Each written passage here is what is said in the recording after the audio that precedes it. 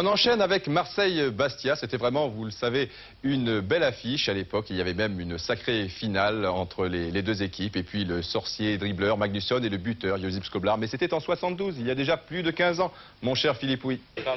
Et en 72, les Bastiais d'aujourd'hui n'étaient pas très vieux, mis à part Paul Marchionni qui avait 17 ans. Les 5 autres, Lipini, Spinelli, Ciccolini, Padovani et Antonetti, étaient tous en culotte courte. Frédéric Antonetti, 1972, ça vous rappelle quelque chose? Oui, bien sûr, je peux vous citer même l'équipe entière. C'était la première épopée en Coupe de France de Bastia et ça avait vraiment été extraordinaire. Vous aviez quel âge? J'avais 11 ans. Et ça vous a marqué? Ça m'a marqué, oui, bien sûr, hein, comme je pense tous les Corses. Adieu la belle époque, les résultats ne sont plus les mêmes aujourd'hui. Enfin, il reste toujours la Coupe de France pour briller, une fois de temps en temps. Là, le tirage leur a donc donné Marseille comme adversaire et le Mistral pour résister en première mi-temps. Les Marseillais ont dominé, mais sans jamais pouvoir concrétiser au cours de ces 45 premières minutes. Les Corses, eux, ne sont pas beaucoup sortis de leur camp. C'est probablement la raison pour laquelle Joseph-Antoine Bell avait très envie de faire joujou avec le ballon. En deuxième période, ça commence avec une tête de Diallo, poteau.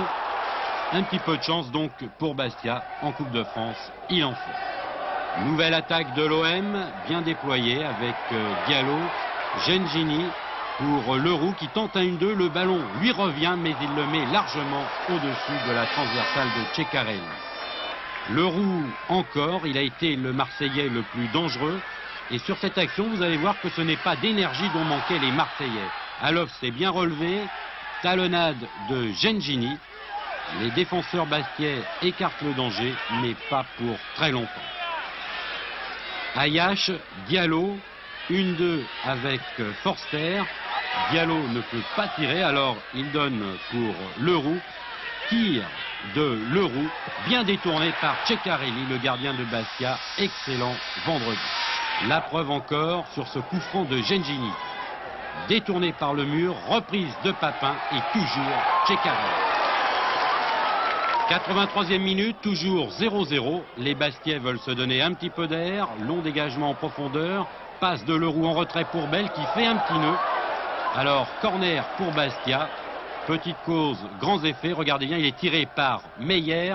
Reprise de la tête par Tricky. 1-0 pour Bastia. À Marseille, on ne comprend pas très bien ce qui se passe. À Bastia, en revanche, on sait qu'on est tout près de réussir l'exploit. Plus rien n'y fera, les Corses et la transversale repousseront les dernières tentatives des Blancs. 1-0 donc pour Bastia au coup de sifflet final. Les Corses éliminent le recordman des victoires en Coupe de France. Ils ont pris d'une certaine manière leur revanche de 72, mais ils ont surtout bien joué le coup. On a essayé, on a mis un petit schéma en place. Bon, il a bien fonctionné parce que lorsqu'il était dépassé par la valeur de l'équipe marseillaise, eh ben, il y avait notre gardien, il y a eu deux poteaux, je crois. Et ça fait partie du jeu et ça nous a souri. Je dirais presque que ça fait partie de l'histoire de la Coupe. Alors vous, qui êtes l'ancien de cette équipe, ça vous rappelle les grandes heures de Bastia? C'est sûr, cette victoire, je la classe parmi les victoires de 78 et de 80. Bastia n'est pas mort, qu'on se le dise, toujours redoutable dans ce genre d'épreuve.